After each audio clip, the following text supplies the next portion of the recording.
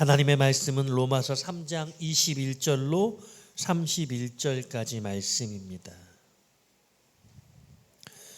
신약성경 244쪽 되겠습니다.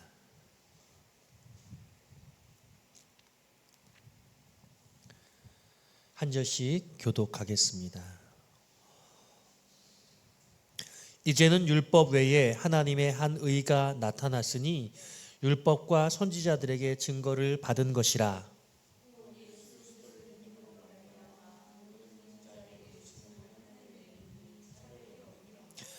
모든 사람이 죄를 범하였음에 하나님의 영광이 이르지 못하더니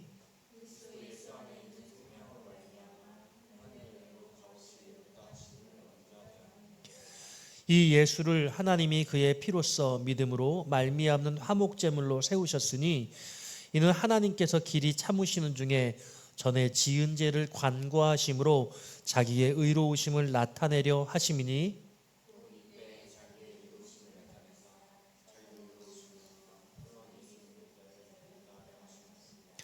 그런즉 자랑할 때가 어디냐 있을 수가 없느니라. 무슨 법으로나 행위로냐 아니라 오직 믿음의 법으로니라.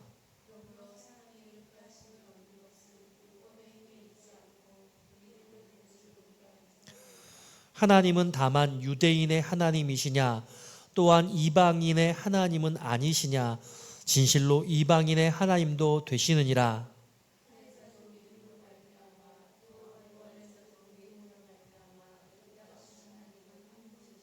함께 읽습니다. 그런즉 우리가 믿음으로 말미암아 율법을 파기하느냐 그럴 수 없느니라. 도리어 율법을 굳게 세우느니라. 아멘. 오늘은 2부 예배에 우리 말레이시아 호크만 안민학교 이재영 선교사님 오셔서 말씀 전해주시기에 1부 예배는 제가 특별히 오늘 맥체인 성경의 본문인 로마서 3장을 가지고 믿음과 하나님의 한 의라는 제목으로 함께 말씀을 준비하였습니다. 이신칭의라는 말 있죠. 또 이신득의라고 말하기도 합니다. 믿음으로 의롭다 하심을 얻는다라는 그런 의미이죠. 오직 의는 믿음으로 말미암아 살리라 함과 같으니라.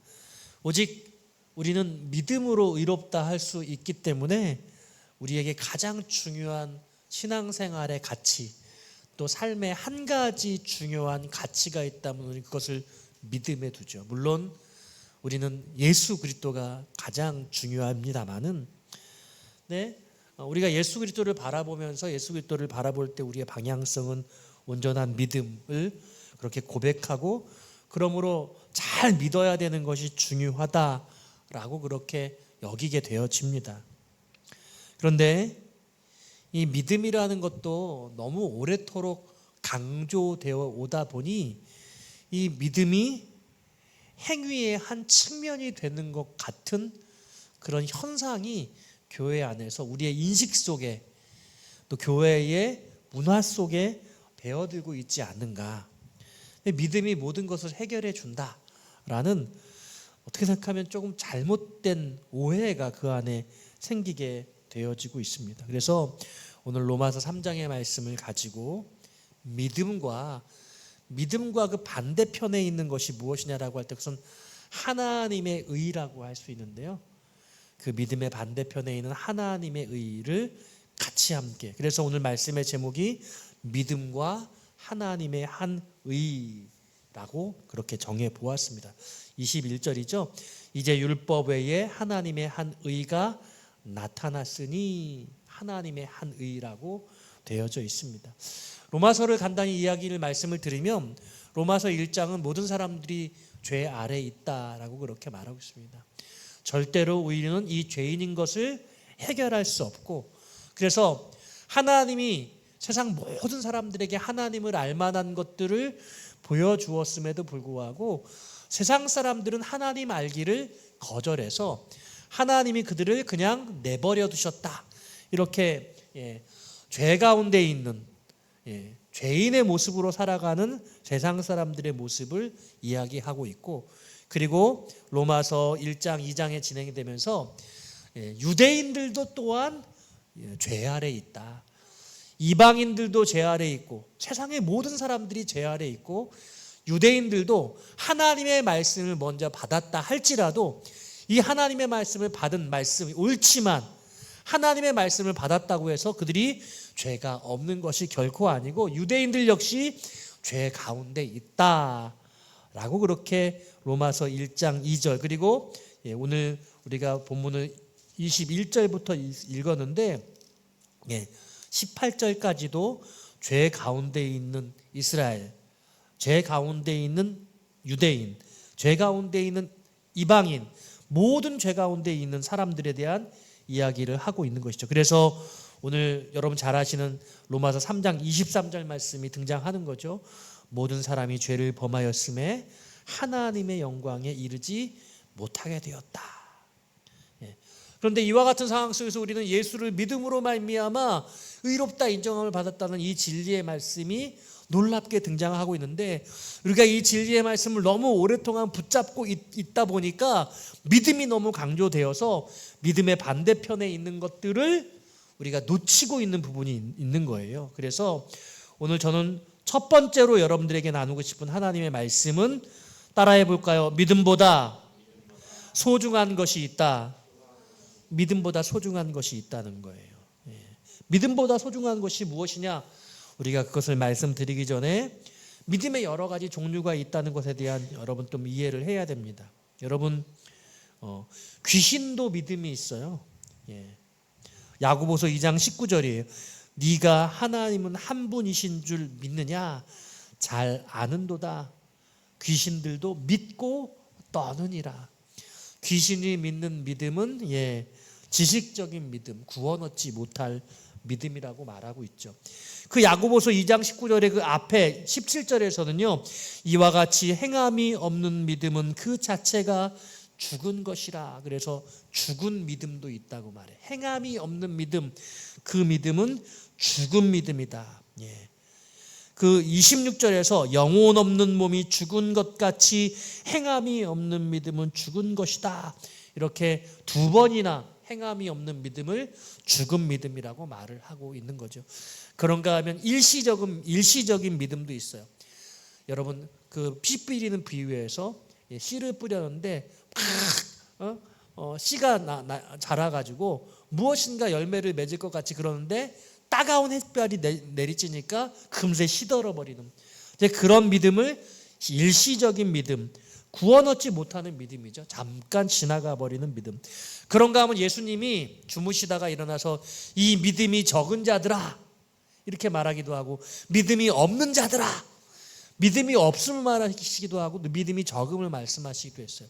예수님이 풍랑 가운데 주무시고 계시는데 예수님을 흔들어 깨웠거든요. 왜 믿음이 적냐고 말했을까요? 예수님이 곁에 있잖아요. 비록 예수님이 주무시고 있을지라도 예수님이 곁에 있다면 예수님이 곁에 계시기 때문에 이 항해가 풍랑 가운데도 안전할 것을 믿을 수 있어야 되는 거죠. 이 말씀은 어떤 말씀이에요? 우리의 인생 가운데 막 어려움이 찾아보면 하나님께 우리가 막 기도하고 절규해요. 하나님 문제를 해결해 주세요. 근데 하나님 아무 말씀도 안 하시는 것 같아요. 어떤 변화도 일어나지 않는 것 같아요. 그러면 이 제자들처럼 우리는 두려움에 떠는 거죠. 그때 주님이 말씀하시는 거예요. 이 믿음이 적은 자들아 왜 두려워하느냐? 두려워하지 말라는 거예요. 인생의 풍랑이 올지라도 우리가 예수를 믿고 우리가 온전히 주님을 신뢰한다면 주님 주무시는 것 같이 아무 말씀을 하지 않으실지라도 이 풍랑 가운데 이 항해 가운데 주님 동행하시고 우리는 안전하게 이 항해를 마칠 수 있다는 믿음을 가져야 한다는 거죠. 그래서 작은 믿음도 있고 죽은 믿음도 있고 구원받지 못하는 믿음도 있고 성경에는 여러 가지 믿음도 있어요. 그런데 오늘 본문과 관련해서는 두 가지 다른 믿음을 제가 소개하려고 해요. 그게 뭐냐? 인정된 믿음이 있고 검증된 믿음이 있어요. 따라해 볼까요? 인정된 믿음, 검증된 믿음. 어떤 믿음이 좋은 믿음일까요? 인정된 믿음과 검증된 믿음. 저와 여러분들의 믿음은 어떤 면에서 검증된 믿음이 아닐 수 있습니다. 이건 인정된 믿음이에요. 창세기 22장에서 하나님께서 아브라함에게 나타나셔서 네 아들 독자 이삭을 내게 바치라 그렇게 말씀하시니까 아브라함이 이튿날 이윽고 일어나서 아침 일찍 번제를 드릴 나무를 준비하고 그 나무를 이삭에게 지게 해서 모리아 산으로 올라가서 아브라함이 직접 이삭을 칼로 쳐서 정말로 죽이려고 그랬어요. 그랬더니 하나님이 멈추라 이렇게 말씀하셨단 말이에요. 번제할 나무를 가지고 이삭이 올라가는데 아버지한테 물어봐요. 번제할 나무는 있는데 번제할 어린 양은 어디 있습니까? 그랬더니 아브라함이 뭐라고 말해요? 번제할 어린 양은 하나님이 친히 준비하시리라. 여러분 이거 진실이에요? 진심이에요? 거짓말이에요? 이거 성경을 보면 거짓말이에요. 왜냐하면 히브리서에서 이 이삭을 드린 아브라함에 대해서 아브라함이 믿음으로 이삭을 번제물로 드리려고 했다고 말해요. 뭐라고 말하냐면 아브라함이 정말 하나님께 이삭을 번제물로 드리면 하나님이 이삭을 부활시켜 주실 것이라고 믿었다고 말했어요. 그러니까 정말 추호도 의심 없이 아브라함은 이삭을 죽여서 번제물로 드리려고 생각하고 있었어요. 그러니까 히브리서의 말씀대로 간다면 번제할 어린 양은 하나님이 직접 준비하실 거야. 이거는 구라였어요. 뻥이었습니다. 뻥이었어요.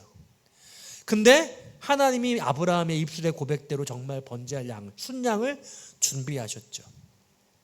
왜 하나님이 아브라함을 그 이삭을 죽이고 이삭을 믿음처럼 부활시키지 않았을까라고 할 때 이것은 해석인데 전 이렇게 봐요. 어떻게 보냐면 하나님은 이미 이때 하나님의 독생하신 예수를 이 땅 가운데 보내서 우리의 모든 죄의 문제를 해결해 주시기로 이미 계획하시고 계시고 그 아들 예수가 십자가에 죽었다가 부활하게 될 것을 준비하신 것이죠.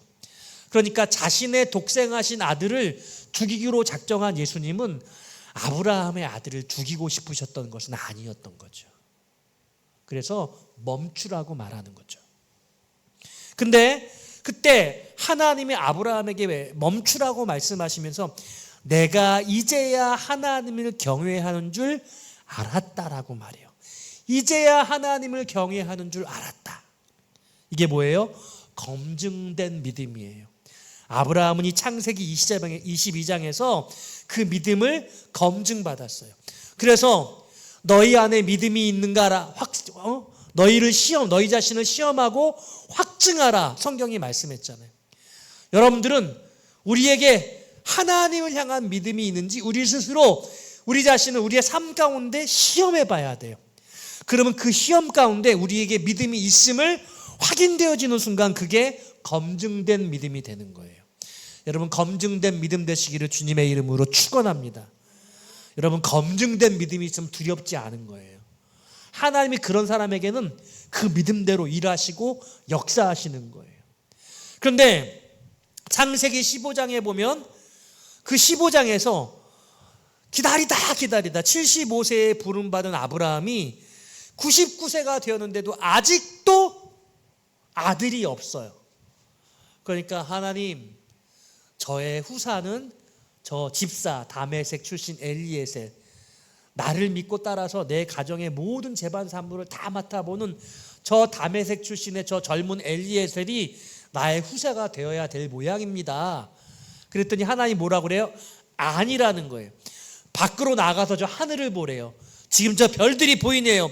저 별들만큼 수많은 자손들이 너에게 있을 것이라고 약속하세요. 별과 같이 많은 자손들을 주신다는 거예요. 그러니까 하나님의 약속은 당장 이루어지지 않아요. 하나님이 우리에게 주시는 약속은 되게 원대해요. 원대해서 10년, 20년 내 평생을 두고 이루실 약속이에요.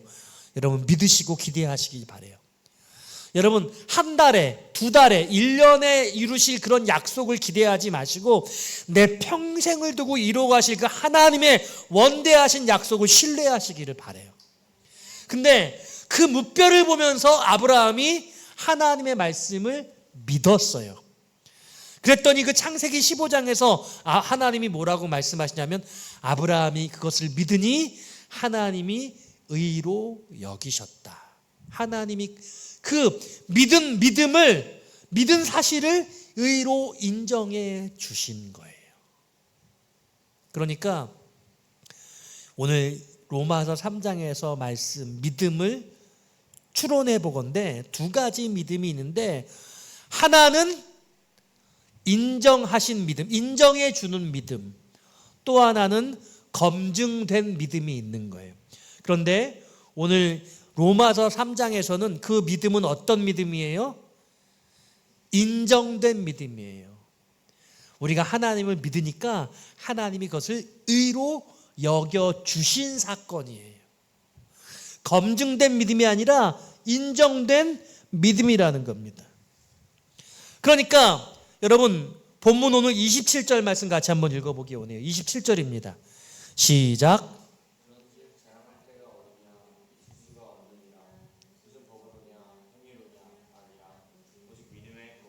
예, 자랑할 때가 어디냐? 있을 수가 없느니라. 무슨 행동을 했냐? 뭐 대단한 걸 했어? 자랑할 게 없다는 거예요. 그냥 이게 뭐예요? 우리가 하나님을 믿으니까 하나님이 그냥 의롭다고 인정해 주신 거거든요. 근데 이게 우리가 믿음으로써 의로움을 얻는다라는 것이 너무 오랜 동안 우리의 교리가 되다 보니까 우리가 믿는 그 믿음이라는 걸 대단한 믿음으로 인정하게 되고, 사람들이 자신의 믿음을 대단한 믿음이라고 그렇게 여기고 있어요. 이상한 현상이 생겼어. 이 믿음이 그렇게 자랑할 만한 게 아니에요. 그냥 하나님이 인정해 주신 거잖아요. 그렇게 의로운 게 아닌데 그냥 의롭다고 인정해 주신 사건인데, 그 인정해 주신 그 믿음을 우리 스스로 대단하다고 여기는 이상한 오해에 빠지게 된 거예요. 절대로 오해하면 안 돼요. 우리가 평생 믿음으로 살아갈지라도 아무런 자랑할 것이 없는 믿음이에요. 그러므로 에베소서 2장 8절에서 9절에서 우리가 믿음으로 구원을 얻었으니 이것이 행위에서 난 것이 아니요 하나님의 선물이라. 하나님이 거저 주었으니 누구든지 자랑치 못하게 하려 하심이라. 이렇게 에베소서 2장 8절 9절에서 말씀하고 계시는 것이죠. 여러분, 우리가 믿음으로써 의롭다함 받은 이 사건, 너무나 귀한 사건이지만, 믿음이 중요하지만 이것이 결코 자랑할 수 없는 것임을 명확하게 이해하시기를 주님의 이름으로 부탁드립니다. 그래서 믿음 자랑하는 사람 위험한 사람이에요. 그 안에 교만함이 나타나는 거죠. 우리의 믿음은 자랑할 만한 그런 것이 아닙니다. 우리가 설사 아브라함처럼 이삭을 번제물로 드려서 네가 이제 나를 믿는 줄 알겠다, 나를 경외하는 줄 내가 온전히 이제 이해했다, 정말로 참된 검증된 믿음을 갖고 있다 할지라도 그것 또한 우리가 자랑할 수 없을진데, 그저 인정해 주셨을 뿐인데 뭐가 그렇게 대단하다고 우리가 자랑할 수 있겠어요? 아무것도 아닙니다. 오늘 이 로마서 3장은 우리의 믿음이 결코 자랑할 수 없다는 사실을 명확하게 말씀해 주시고 계세요. 자, 바로 그게 여러분 오늘 읽으신 21절에 이제는 율법 외에 하나님의 한 의가 나타났다. 이 하나님의 의가 가장 중요해요. 이게 가장 놀라운 거예요. 근데 이게 정관사가 아니라 그냥 어예요. 하나님의 한 의라고 말씀하고 있어요. 근데 여러분, 이 하나님의 한 의라고 말씀하시는 게 무엇이냐? 이 하나님의 한 의가 이 본문의 말씀 22절을 다 포괄하고 있거든요. 22절 말씀 같이 한번 읽어볼까요? 시작. 곧 예수 그리스도를 믿음으로 말미암는 모든 믿는 자에게 미치는 하나님의 의니 차별이 없느니라. 자, 이 하나님의 한 의는 일단 차별이 없어요. 그런데 어떤 의냐라고 할 때 예수 그리스도를 믿음으로 말미암아 모든 믿는 자에게 미치는 하나님의 의예요. 이 하나님의 의에 포함된 것은 예수 그리스도가 포함되고 있고 그리고 믿음이 포함되어 있어요. 이 하나님의 의에는 예수 그리스도가 포함되어 있고 우리들이 하나님을 믿는다는 그 믿음도 같이 함께 포함이 되어져 있습니다. 자, 그런데 이 하나님의 의가 어떤 성격을 가지고 있느냐라고 할 때 저는 오늘 구체적으로 두 가지만 여러분께 설명하고 싶은데, 첫 번째, 하나님의 첫 번째 의로우심은 25절에 등장하고 있어요. 같이 읽어보겠습니다. 시작. 이 예수를 하나님이 그의 피로써 믿음으로 말미암은 화목제물로 세우셨으니 이는 하나님께서 길이 참으시는 중에 전에 지은 죄를 간과하심으로 자기의 의로우심을 나타내려 하심이라. 자, 하나님의 한의, 그러니까 하나님의 의예요. 이 본체는 하나님에게 있어요. 지금 주인공은 하나님이세요. 우리가 의롭지 않고 하나님이 의롭다고 하시는 거예요. 근데 이 하나님의 의, 25절의 마지막 부분에 하나님 자신의 의로우심을 나타내시려고 하시고 계시대요. 그 첫 번째가 뭐냐? 하반절에 등장하고 있는 간과라는 거예요. 간과. 간과가 뭐예요?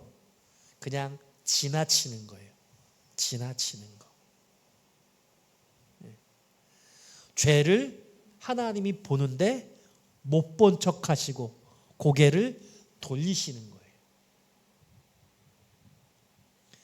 여러분, 사람들이 점점 똑똑해지고 능력이 많아질수록 잘하는 게 뭐예요? 지적질이에요. 다른 사람들의 잘못을 흠잡는 거예요.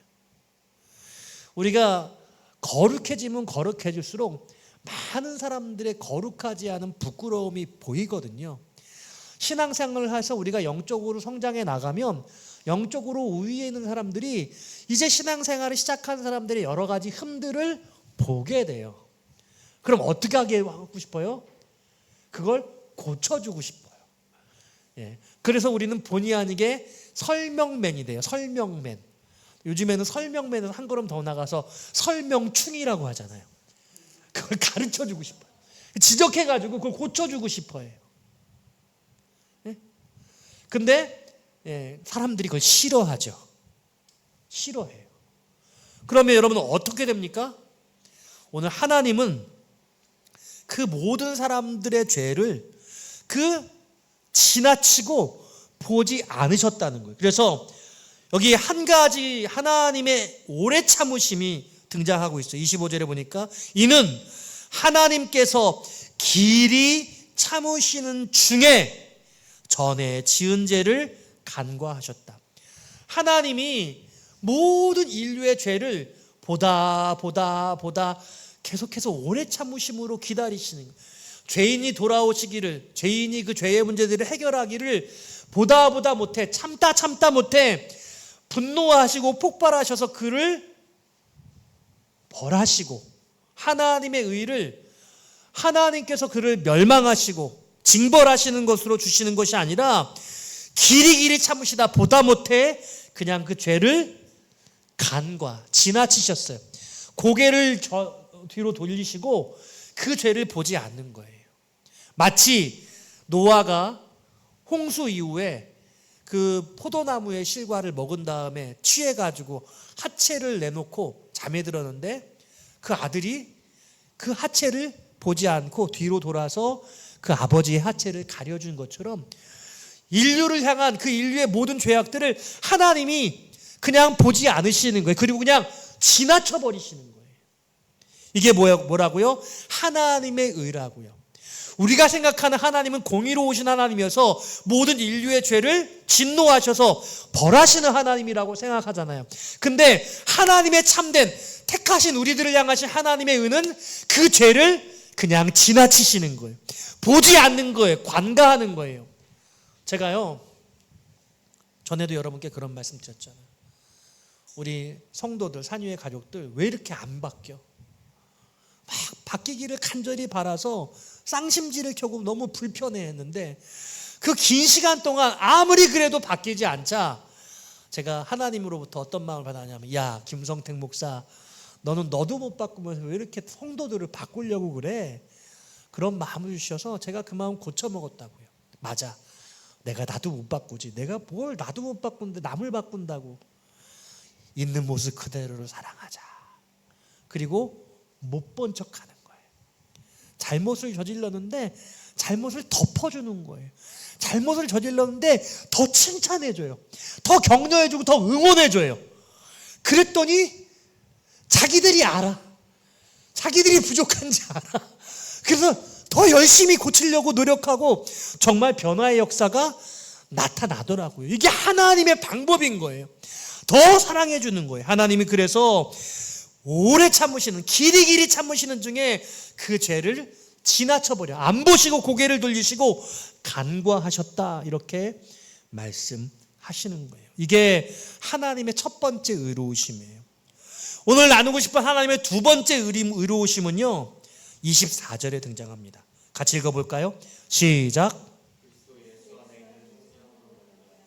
하나님의 은혜로 값없이 의롭다 하심을 얻은 자 되었느니라. 하나님의 두 번째 의로우심은 속량이에요. 속량. 이 하나님의 두 번째 의로우심, 속량, 앞에 첫 번째 의로우심, 간과는 하나님 혼자서 해결하실 수 있는 문제예요. 근데 이 속량은 하나님 자신만으로 해결할 수 없어요. 이건 화목제물 대신 예수 그리스도가 동역해 주셔야 가능한 사건이에요.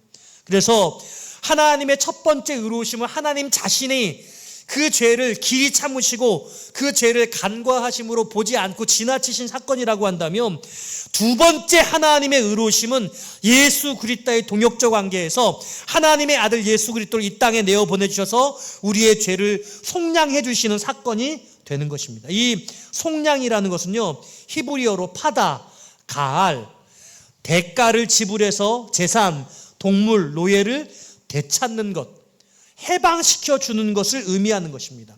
대속, 구속, 이것이 같은 속량의 의미로 사용되어진 것이죠. 잃어버린 것이나 속박된 것을 자유롭게 해주기 위해서 치르는 대가를 속량물, 이렇게 말하죠. 여러분, 구약에서 죄를 지을 때 그 대신해서 대속제물로 정결한 짐승을 죽이지 않습니까? 우리 예수님께서 어린 양이 되셔가지고 대신해서 죽어주심으로 말미암아 우리의 모든 죄의 대가를 지불해 주신 것이죠. 이사야서 43장에서는 포로된 이스라엘 백성들을 자유케 하시기 위해서 애굽을 속량물로 삼으셨다, 이렇게 말씀하고 있습니다. 또 코페르라는 단어도 속량물로 번역되어지고 있는데요, 민수기 등에 등장하고 있습니다. 그러니까요, 마태복음 20장 28절에서는요, 인자는 섬김을 받으러 온 것이 아니라 섬기러 왔으며 많은 사람을 위하여 자기 목숨을 대속물로 내주러 왔노라, 이렇게 말씀하시고 계세요. 디모데전서 5장 2장 5절 6절은 하나님은 한 분이시요 또 하나님과 사람 사이의 중보도 한 분이시니 곧 사람이신 그리스도 예수라. 그가 모든 사람을 위하여 자기를 속전으로 주셨으니, 이렇게 말씀하시고 계세요. 시편 49편 6절에서부터는 이렇게 말씀합니다. 자기의 재물을 의지하고 풍부함으로 자긍하는 자는 아무도 결코 그 형제를 구속하지 못하며 저를 위하여 하나님께 속전을 바치지 못할 것은 그들의 생명을 속량하는 값이 너무 엄청나서 영원히 마련하지 못할 것임이니라, 이렇게 말씀하고 있어요. 그러니까 예수님이, 하나님의 아들이 자신을 온전히 속량으로, 속전으로 내어드림으로 그 자신을 희생하셔서 우리 모두를 영원한 의로움으로 값주고 사신 것이에요. 여러분 믿으십니까? 그러니까 하나님께서 우리 모두의 죄를 길이 참으시면서 죄인인 우리들을 보시지 않고 허물지 않으시고 고개를 돌리시고 그 죄를 그냥 지나치시고 우리의 허물을 덮어주신 거예요. 그리고 그 아들 독생자 예수를 내어주셔서 그 죄의 대가를 속량하시고 속전으로 지불하셨어요. 그리고 그것을 믿으면 돼요. 그것을 믿는 것까지가 하나님의 의예요. 그런데 사랑하는 여러분, 우리는 그것을 단지 믿기만 하면 되는 것으로 하나님이 우리를 의롭다고 인정해 주시는 것인데, 하나님이 하나님의 의로 간과하시고 속량하신 것과 비교해 본다면 여러분, 우리가 우리의 믿음을 자랑할 수 있어요? 우리 아무것도 아니에요. 우리가 자랑할 만한 곳이 어디 있겠어요? 오늘 한국교회가 너무 믿음을 강조하다 보니 이 하나님의 놀라운 이 속량하심, 이 간과하시고 우리의 죄를 속량하신 이것을 우리가 잊고 있는 거예요. 그래서 오늘 본문의 말씀에서는요, 24절에 그리스도 예수 안에 있는 속량으로 말미암아 하나님의 은혜로 값없이 의롭다 하심을 얻은 자 되었니라. 이 간과하심과 이 속량하심이 모든 것들을 은혜, 헤세드라고, 하나님의 사랑이라고 말하고 있어요. 그러니까 이 하나님의 은은요, 우리를 구원하시는 하나님의 헤세드와 하나님의 의로움이 만나고 있어요. 한 지점에서 만나요. 우리를 구속하시기 위해서, 우리를 자녀 삼으시기 위해서, 우리를 의롭다고 인정하시기 위해서 헤세드의 하나님의 사랑만 일하시는 게 아니라 하나님의 의로우심, 공의도 같이, 예수 그리스도의 십자가의 사건은 하나님의 의로우심과 하나님의 사랑하심이 함께 역사하시는 한 분 하나님의 놀라우신 역사라고 이해할 수 있는 것이죠. 그러므로 우리는 아무것도 자랑할 것이 없는 거예요. 말씀 정리할게요.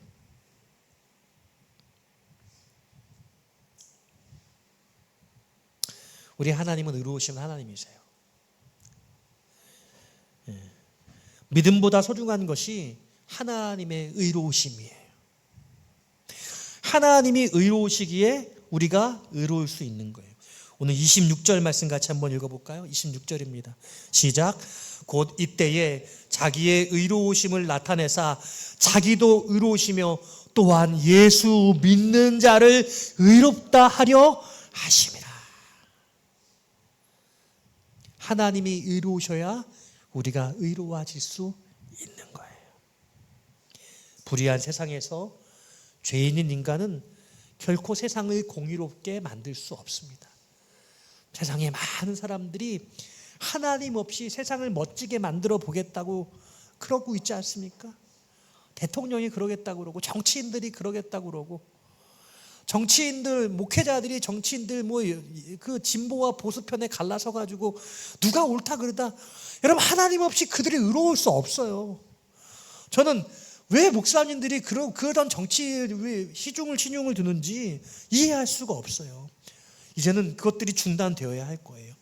세상은 불의하고 세상에서 추구하는 그런 의로움은 결코 성취될 수 없습니다. 오직 예수 그리스도의 십자가 안에서 오직 우리가 의로워질 수 있는 줄로 믿으시기를 바랍니다. 오늘 이 하나님의 길이 참으심과 간가와 속량, 이 모두를 일컬어 우리는 의로우심이라고 말하고 동시에 하나님의 은혜라고 말하고 있는 것이에요. 오늘 우리가 믿음으로 의롭다 인정하심을 받은 것은 하나님의 의로우심과 하나님의 헤세드의 사랑하심이 만나는 놀라운 은총의 사건입니다. 이 믿음을 우리가 겸허한 마음으로 끝까지 붙들고 그 의로우신 재판장 하나님 앞에 아름답게 세워지는 그날까지 믿음으로 승리하시는 저와 여러분 되시기를 주님의 이름으로 축원드립니다.